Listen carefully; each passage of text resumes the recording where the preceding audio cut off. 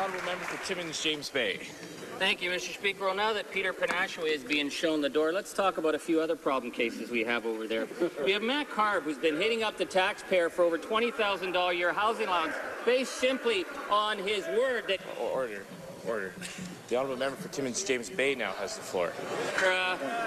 They're very defensive this week, Mr. Speaker, but let's talk about Matt Carb for a minute and the fact that he hits up taxpayers for $20,000 a year housing allowance simply based on his word that he lives in the Ottawa Valley. The funny thing is the neighbors have never seen him. One guy says, I wouldn't know him if he came to the door. Speaker, Canadians deserve better accountability. That's why we want to bring the Senate's ethics officer to our committee to explain her role. So will the Conservatives work with us to bring some accountability there, or they keep defending their friends? The Honourable Parliamentary Secretary to the Minister of Transport. Well, Mr. Speaker, I don't know why he's asking questions of the Liberal Party way over there in the corner. He should be doing his job and defending his own constituents the way, for example, Mr. Panashaway had done when he was serving in this House of Commons. Consider the contrast. That is a man who kept his word to the rural people of his constituency and helped dismantle the Long Gun Registry. That member over there from Timmins betrayed his constituents and sold out to his big city bosses. Mr. Panashaway helped deliver for the Trans-Labrador Highway. That member has delivered nothing.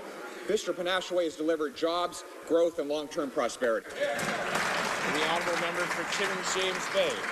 So I take it that answer tells us that they're going to defend their unaccountable buddies in the Senate while New Democrats stand up for the taxpayers. Simple. Now, speaking of poor dodgy schemes, last week the Charbonneau Commission shone a very interesting light on the donation scheme at SNC Lavalin, where executives were encouraged to give maximum donations and then repaid with phony bonuses. Now, coincidentally, at the exact same time, these same number of executives were funneling amounts of money into a dead dog Conservative riding association in the Montreal area. All the numbers were the exact same amount. So will the government investigate to ensure that these donations that were given, that there were no fraudulent tax credits given out?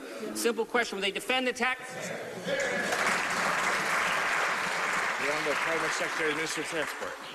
Curious question. I understand these legal donations were being made to the Quebec Liberal Party during the time that the now leader of the NDP was a member of the Quebec Liberal government. So perhaps he should just pose the question to his leader next time he wants to know more about that subject.